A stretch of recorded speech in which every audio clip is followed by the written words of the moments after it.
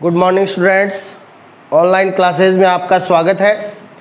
Last class में अपन कर रहे थे कक्षकों में इलेक्ट्रॉन भरने के नियम, और अपन ने पहला नियम कर लिया था हुंड का नियम। हुंड ने अपना नियम दिया था समान ऊर्जा वाले कक्षकों में इलेक्ट्रॉन भरने के लिए, और हुंड ने कहा था कि समान ऊर्जा वाले कक्षकों को समभ्रंश कक्षक कहते हैं, और समान ऊर्जा वाले कक्षकों में पहले सभी में एक एक इलेक्ट्रॉन भरा जाता है, उसके बाद में दूसरा इलेक्ट्रॉन भरना स्टार्ट करते हैं, जिससे कक्षकों में अयुग्मित इलेक्ट्रॉन है वो अधिक से अधिक प्राप्त होते हैं। ठीक है, आज अपन इलेक्ट्रॉन भरने का दूसरा नियम करेंगे, जिसे N+L का नियम कहा जाता है।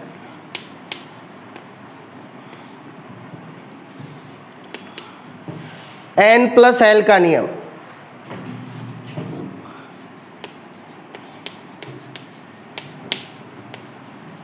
यह नियम भिन्न भिन्न ऊर्जा वाले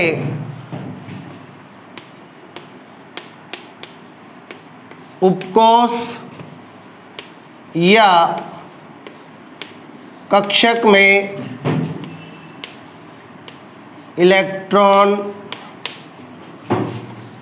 भरने के लिए दिया गया।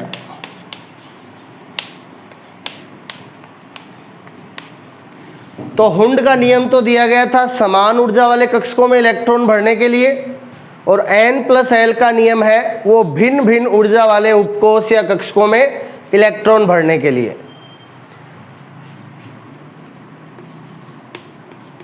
अब यहां पे देखिए,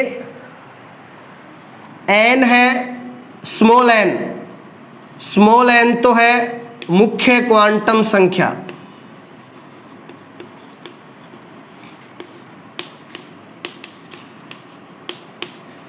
इस नियम में अपन को दो क्वांटम संख्याओं के मान का योग करना है। n तो हो गई मुख्य क्वांटम संख्या, और L हो गई दिगंशी क्वांटम संख्या।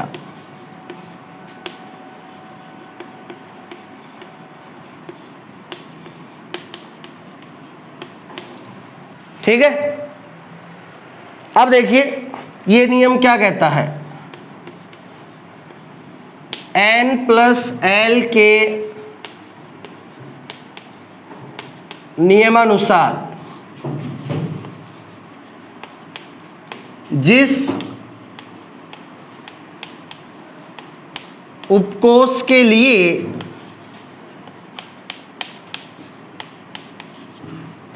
N+L का मान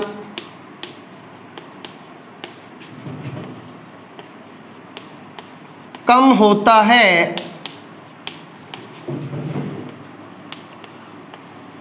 उसकी ऊर्जा कम होती है,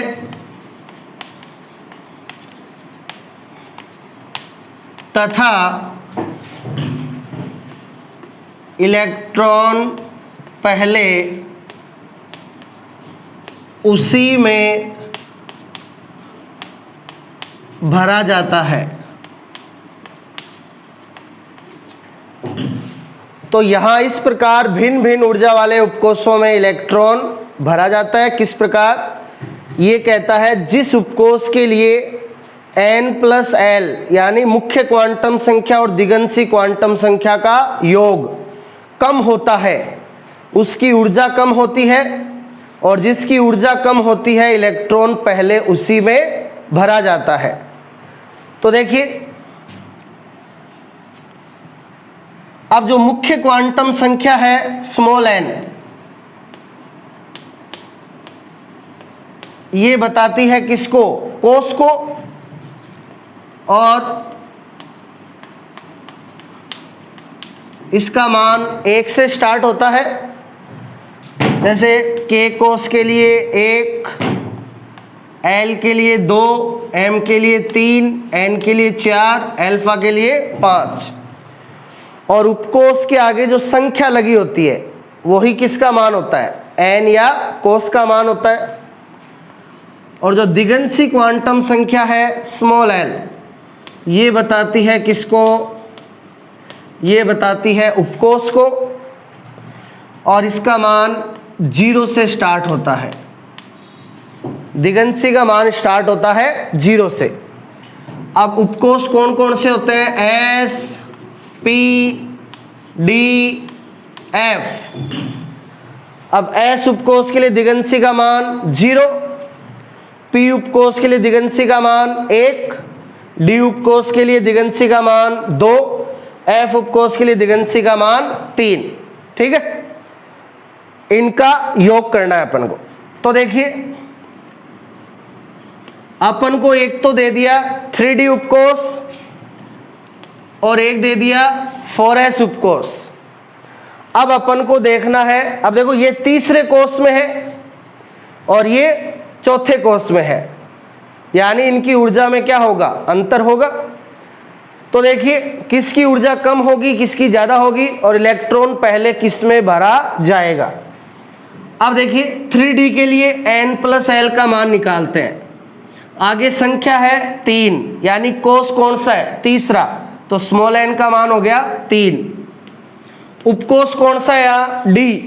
अब D उपकोष है तो l का मान 2 हो गया, तो यहाँ n+l का मान आ गया कितना, 5 आ गया। ठीक है, अब इसके लिए आगे संख्या 4 है तो स्मॉल n का मान 4। उपकोष कौन सा है, S, तो S उपकोष के लिए दिगंशी l का मान 0, तो 4 + 0 = 4। ठीक है, तो आप देख सकते हो 4S के लिए n+l का मान क्या है, कम है, तो 4S के लिए n+l का मान कम है, तो इसकी ऊर्जा क्या होगी, कम होगी। अतः इसमें इलेक्ट्रॉन 3D से पहले भरा जाएगा।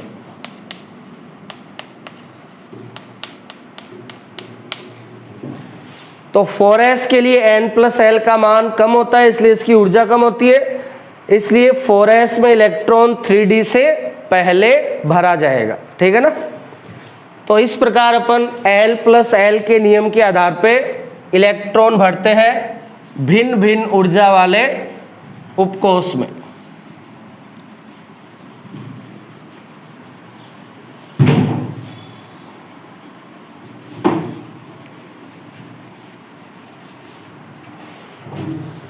अब मान लीजिए किन्हीं दो उपकोषों के लिए n+l का मान समान आ जाता है। यदि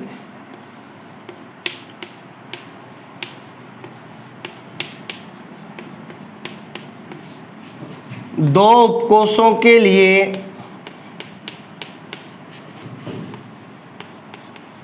n+l का मान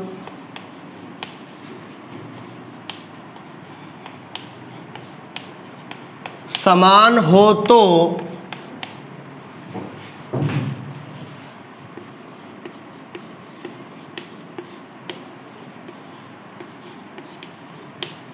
उसकी ऊर्जा कम होगी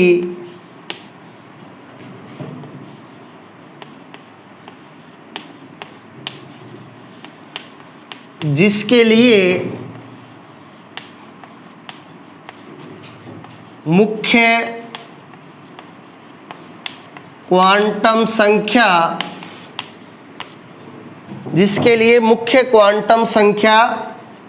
स्मॉल n का मान कम हो तथा इलेक्ट्रॉन पहले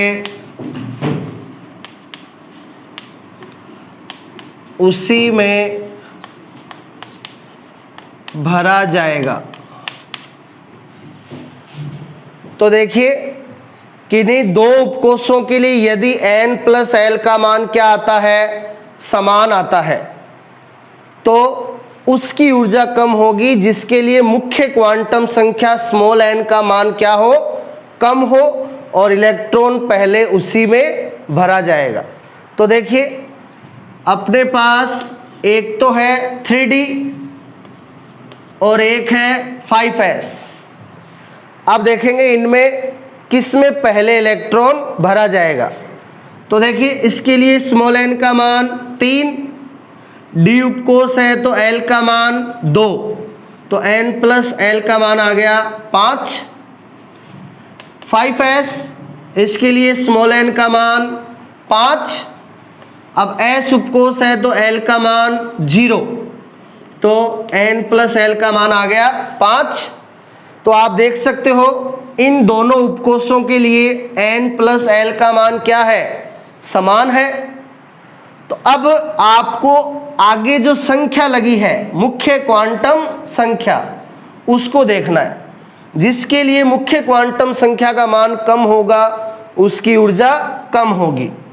तो इसकी मुख्य क्वांटम संख्या 3 और इसकी 5, तो 3D की ऊर्जा कम होगी। तो 3D के लिए स्मॉल n का मान कम है तो इसकी ऊर्जा कम होगी।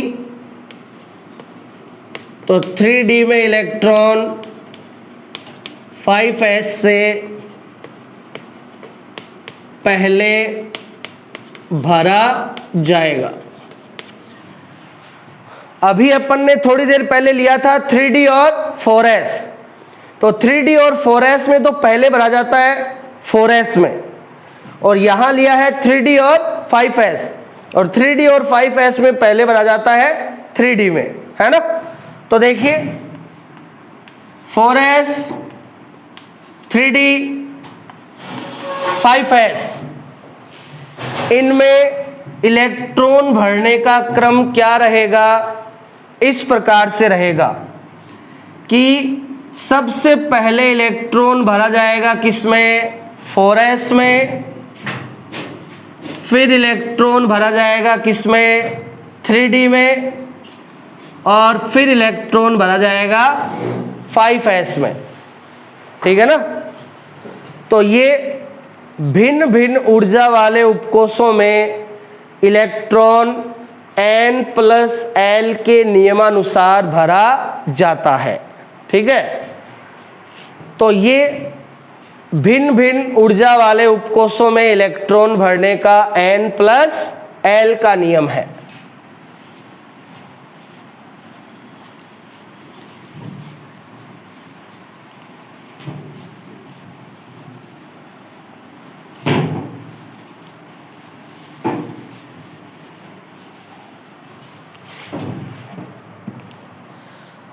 अब देखिए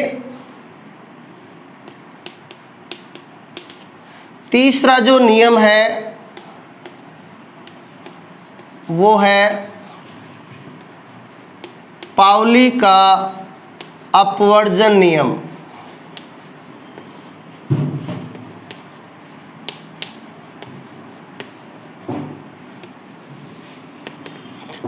पाउली का अपवर्जन नियम। तो देखिए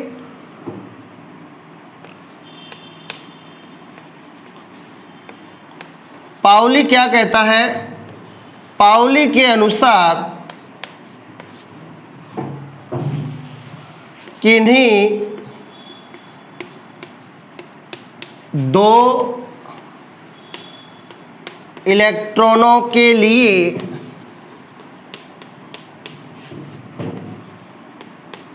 चारों क्वांटम संख्याओं का मान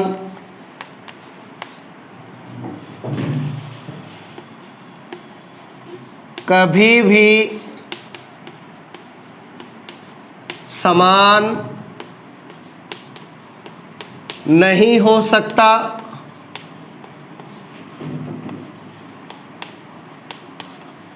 चाहे वो दोनों इलेक्ट्रॉन एक कक्षक में हो या भिन्न भिन्न कक्षक में हो, तो ये पाउली का अपवर्जन नियम है, जिसके अनुसार अपन क्या कह सकते हैं, दो इलेक्ट्रॉनों के लिए चारों क्वांटम संख्याओं के मान कभी भी समान नहीं हो सकते, चाहे वो दोनों इलेक्ट्रॉन एक कक्षक में हो चाहे अलग अलग कक्षक में हो।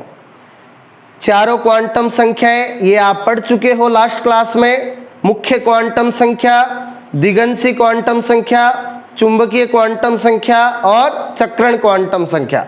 इन चारों के मान दो इलेक्ट्रॉनों के लिए कभी भी समान नहीं हो सकते। तीन क्वांटम संख्याओं के मान समान हो सकते हैं, लेकिन चारों के मान कभी भी समान नहीं हो सकते। तो देखिए, पहले अपन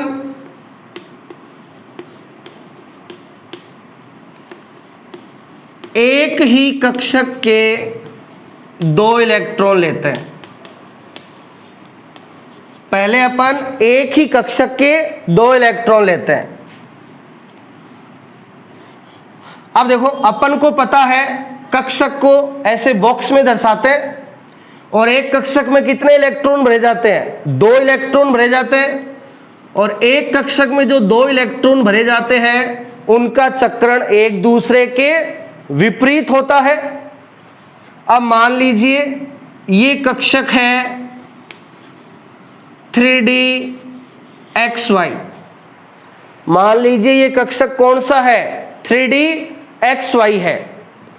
तो 3DXY के दोनों इलेक्ट्रॉनों को कैसे दर्शाएंगे, एक को तो ऐसे दर्शाएंगे 3DXY और इसका चक्रण ऊपर की तरफ, ये तो ये वाला इलेक्ट्रॉन है, और दूसरे को ऐसे दर्शाएंगे 3DXY और दूसरे का चक्रण नीचे की तरफ, ठीक है।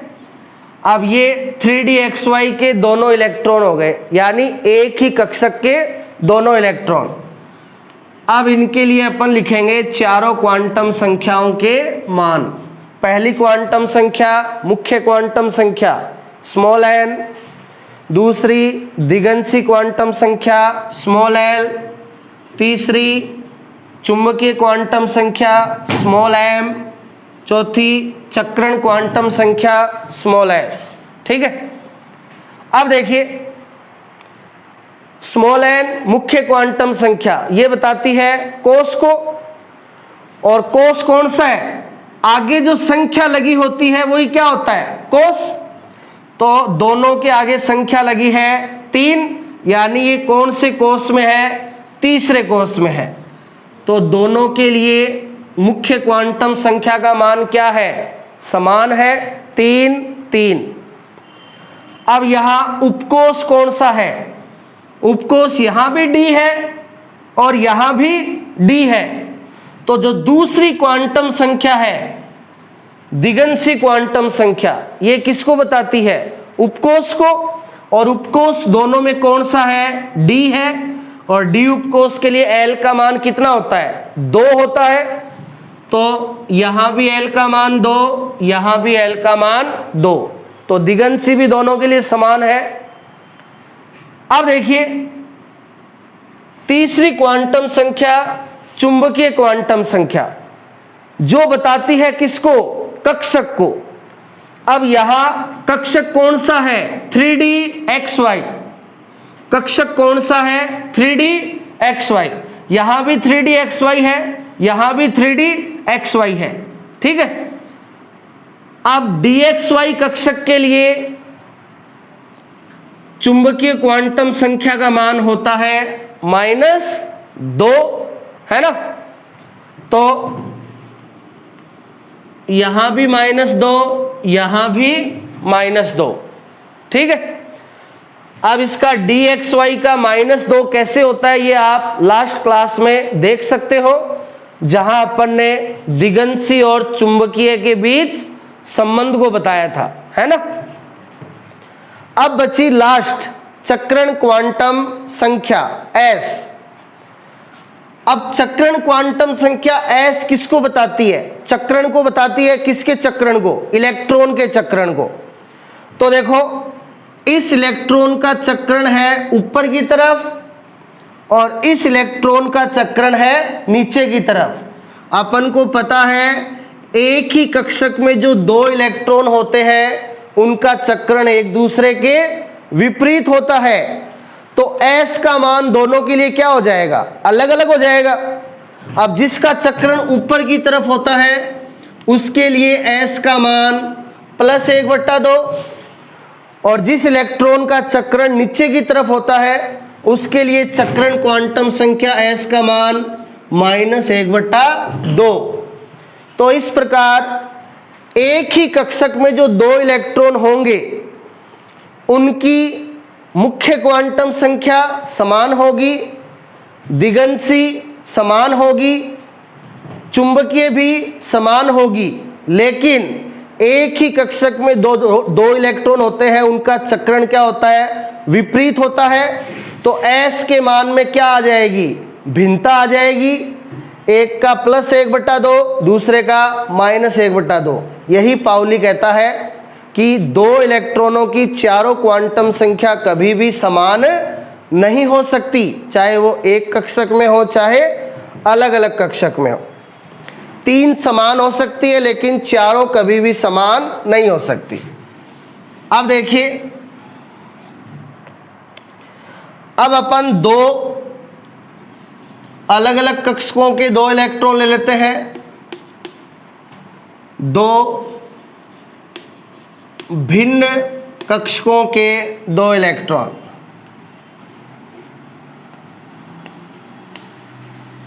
एक तो ले लिया 3dxy और एक ले लिया 3dyz।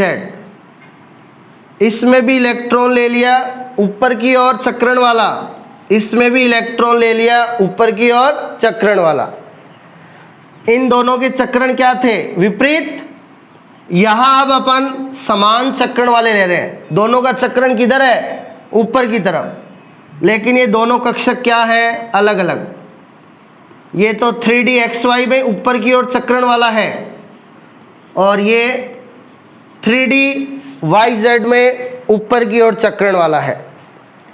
अब देखिए, पहली क्वांटम संख्या मुख्य क्वांटम संख्या किसको बताती है? कोस को। कोस कौन सा है? आगे जो संख्या लगी होती है वही कोस होता है। तीसरा, तो n का मान दोनों में 3 दिगंशी क्वांटम संख्या l किसको बताती है? उपकोष को। उपकोष यहाँ भी d है, यहाँ भी d है, तो d के लिए l का मान 2, ये भी समान है। अब जो तीसरी क्वांटम संख्या है m, चुंबकीय क्वांटम संख्या किसको बताती है? कक्षक को बताती है। अब यहां देखो कक्षक अलग अलग है। ये कक्षक है 3dxy और ये कक्षक है 3dyz। अलग अलग कक्षक है तो m के मान भी क्या होंगे? अलग अलग हो जाएंगे। तो 3dxy के लिए m का मान होता है -2 और 3dyz के लिए m का मान होता है -1। ठीक है।